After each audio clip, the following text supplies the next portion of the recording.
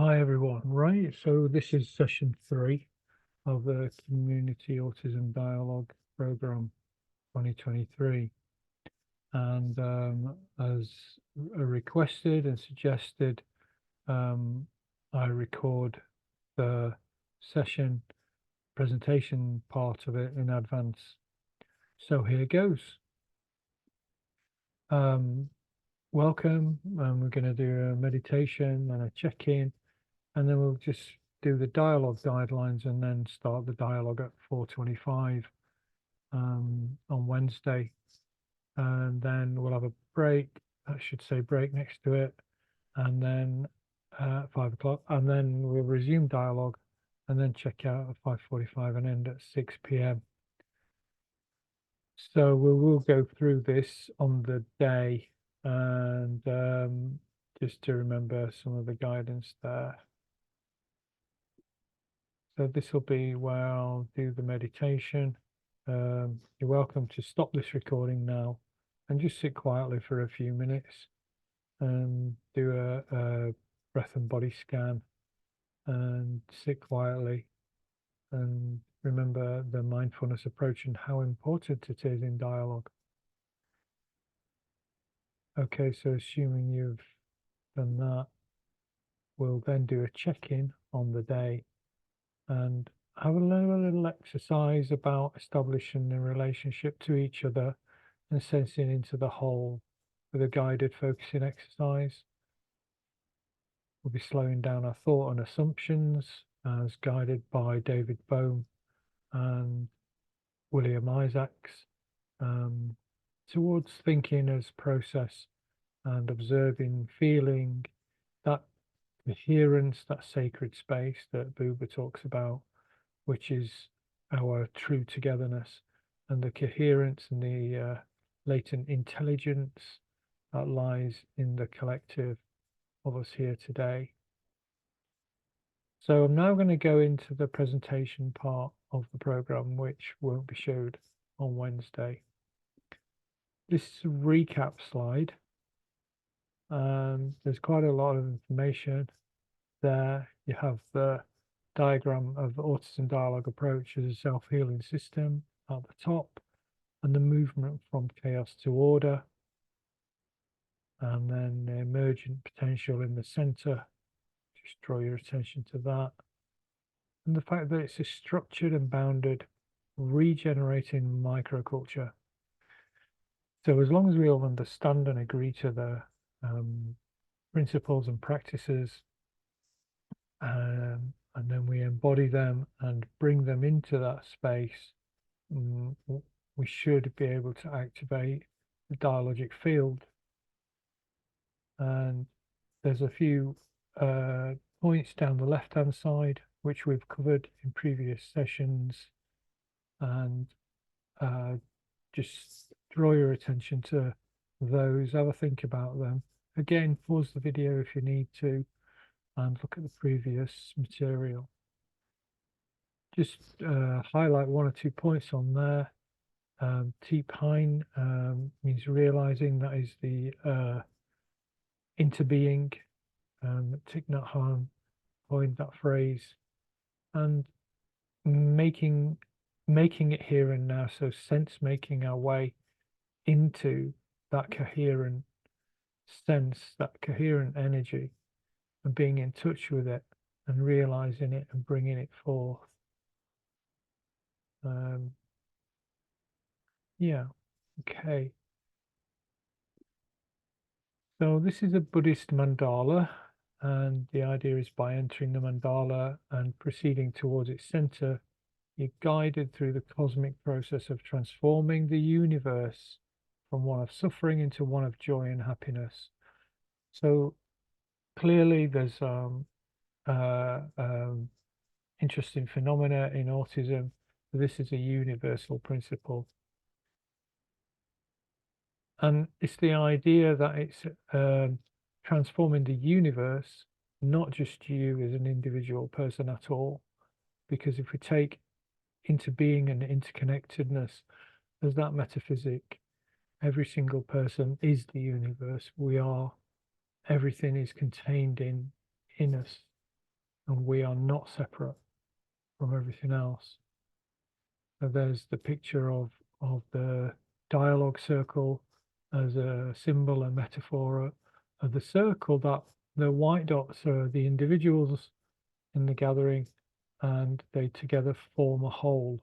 So when you join dialogue, you are at once an individual and part of that whole, a circle of dots. Obviously on Zoom it's a metaphorical circle, but where we're in person we try and replicate that. And the yin and yang symbol clearly shows how opposites interact, but opposites also contain the opposite. That is another principle of the symbol of duality. So moving away from unity to be able to understand something about consciousness and how we are able to perceive and objectify reality. And then the mandala, the labyrinth rather, again, it works the same principle as a mandala, moving towards the center on a journey.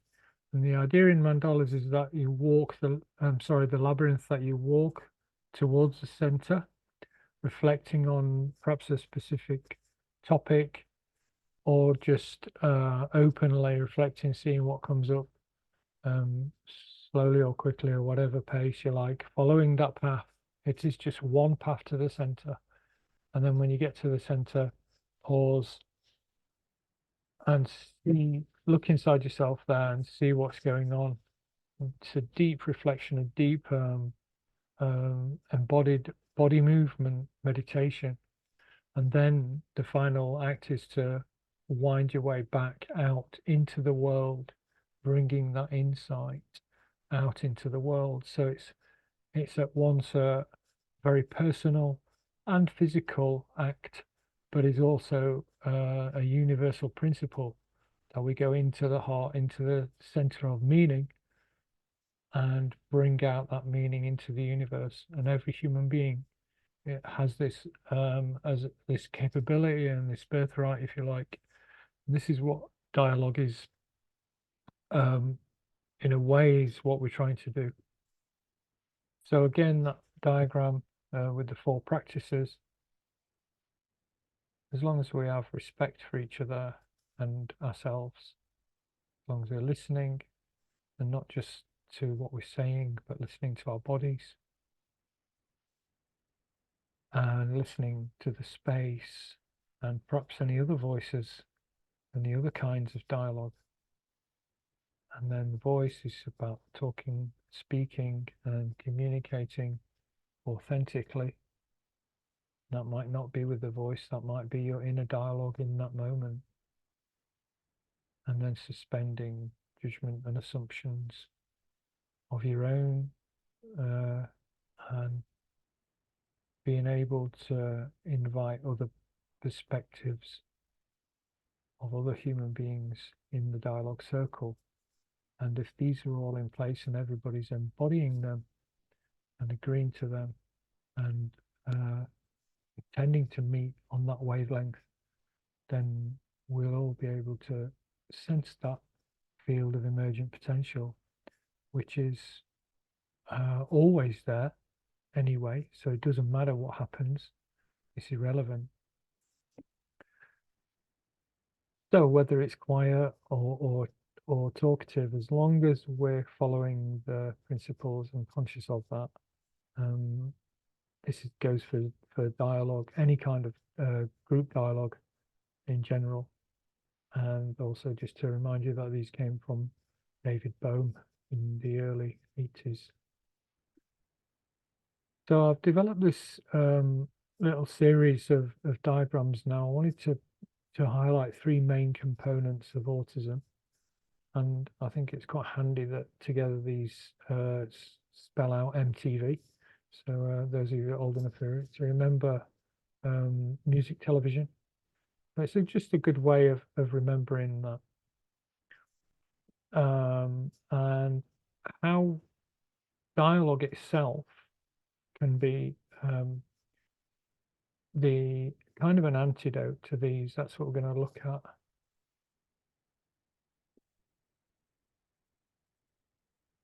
So, three main components of autism: masking, trauma, and vulnerability.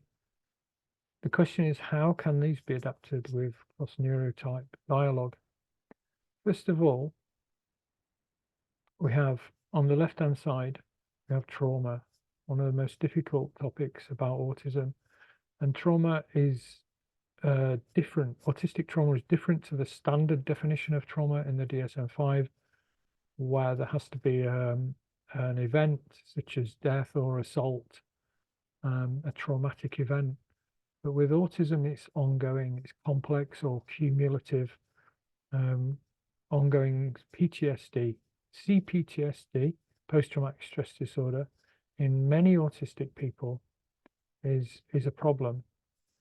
So the suggestion for that, with these three E's, beginning with energy, by power sharing, one of the biggest traumatic, if not the biggest problems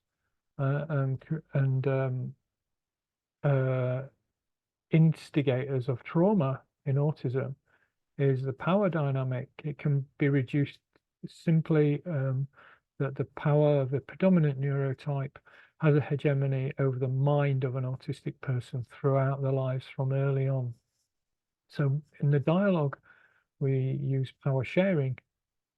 So we're giving energy, we're equalizing the energy to make it more, to make it fair and equal. Dialogue can collectively provide healthy and whole new social energy to help recovery and reduce trauma. It's also preventative.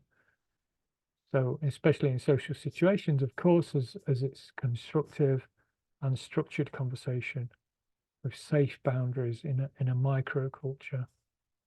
And then moving around the circle to empowerment, dialogue can provide empowerment through awareness of one's vulnerability and reframe that vulnerability to see it as a strength, which it essentially is. And then finally, masking, as masking is often a trauma-fueled response to protect oneself from the overstimulating sensory environment and the dominating power dynamics of society. And so dialogicians, that's anybody who attends and takes part in the dialogue, they're embodying the positive elements of dialogue and enacting. Masking can become social enacting with ownership, agency, and choice, and helps autistic people thrive and to move towards a life that's more rewarding, and not only for the autistic people, but for all of us. And that's a very important element of autism dialogue, is that autistic and non-autistic people need to be there in order to fully activate these principles. Moving towards dialogue as cosmological sense making. So embodiment and experience and ecology are the three E's that I'm suggesting that can activate the enactive and emergent element of dialogue. So starting at the top, embodiment through individual and collective agreement and intention. Interestingly, here we think about our bodies moving. On Zoom, the movement is intentionally inward, not physical, because we can't come together in person, or we're not together in person. So if we compare that, it's still a meeting, but a challenge, a new technology. We're not trained to do it, but there is a movement. So we've only moved maybe a few paces from the next room. Instead of getting ready to go out, putting our coats on, moving across town or whatever, traveling, coming together physically, we're doing a different kind of movement, and the movement is inward. And this new technology makes us more aware that any kind of relational space is relational. This is inner space. And it also makes us more aware that it's about our intention, our awareness to be in this shared space together. So we're embodying this individual and collective agreement and intention, and moving around the circle to experience. Remember the Ari Manning's notion of the autistic perception of experience coming into being. And then ecology. Here it's meant in the widest possible sense. The ecology is generally the study of the relationships between living organisms, including humans and our physical environment. It seeks to understand the vital connections between all beings, plant life, and more. Gregory Bateson saw ecology of mind, for example, as an interdisciplinary approach to probing the way in which consciousness changes and forms patterns, both on a social and individual level. But here we mean ecology as a way of describing something more cosmic and non-local human autistic experience. And then again at the center, enaction is an active approach to cognition, which Hannah suggests where participatory sense making comes from, which is framework which can coherently bring together all of the aspects of autism: cognitive, social, embodied, affective, and experiential. But perhaps taking this proposal further and including all of humanity and selfhood, we can look through the lens of interconnectedness and suggest a cosmological sense-making to the center of the mandala, at the center of the metaphoric, dialogic mandala, where the emergent potentiality unfolds.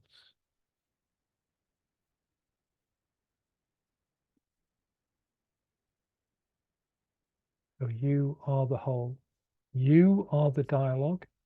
Everything is communicating to itself, to each other, through us and in between us and around us. Everything is interconnected.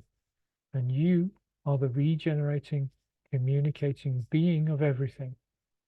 And this forms one of the principles of the autism dialogue approach.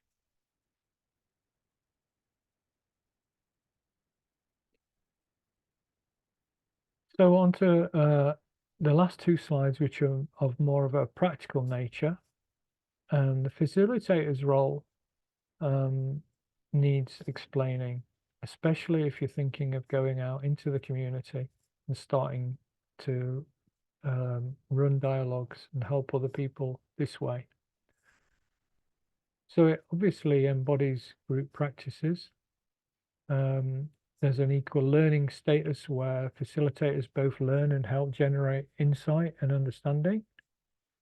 Facilitators serve as role models who embody and actively promote deep understanding, empathy, tolerance, and respect, suspending assumptions and opinions, and treat everyone as equal. And then we're learning together, we're generating that insight together. So we're creating empowerment to make changes that are meaningful to the group, with the understanding and awareness of greater shared meaning. Shared information, experiences, thinking, and genuine feelings can be exchanged in a real world, safe and confidential, neurodiverse micro community. Participants are encouraged to come as yourself and feel safe to come and go as they please without being judged. And it's co-produced, and any write-ups and reporting are conduits sharing findings outward and taking decisive action towards shared and newly aligned goals. And everyone really aims to facilitate in dialogue. And a big long list about what dialogue is. It is a method that requires some basic understanding, and that's what we're doing in practice as well. But it's really easy to learn because it's got its roots in ancestral story sharing, which we all do from time to time, and we all used to do a lot more when we lived in traditional societies and communities in villages, etc. And here are some of the components. So again, it's generative. We get insights from the group synergy. It's integrative. The whole person's included. We talked about self-healing systems. It's regenerative and addresses fragmentation. It's based on Gestalt principles in some way, so we're fully aware of what's happening in the moment. And that is absolutely key for facilitators. Right thinking leads to right action. Safe, so obviously when we feel unsafe, we can use that stop technique, wait and observe.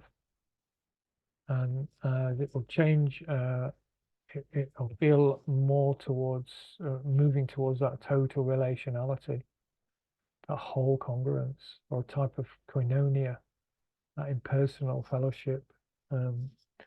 And moving inwardly, when you feel yourself contract and you don't feel safe, is a natural phenomenon. And if we can observe that and not react too decisively, observe it and mindfully, and then it will pass, and we can let that go, and we merge back into that whole, into that relationship, into that safe, trusting space. And trust is key, of course. It grows over time. It's not something that can be instantaneous, but once it starts to grow, it's infectious and generative itself. Dialogue embraces and yet transcends neurodiversity. Think about language holding power, and it's based on equity design and social parity, and it's relationship centered. It's interpersonal. Just some of the aspects of dialogue. And so that's the end of the presentation. In the live session, we'll go through the dialogue guidelines as we have done before. Here they are again, and you're welcome to pause any one of these slides in order to refresh.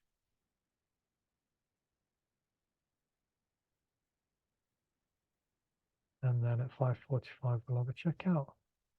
Thank you very much. Hope you've enjoyed it, and look forward to seeing you on Wednesday. Bye-bye.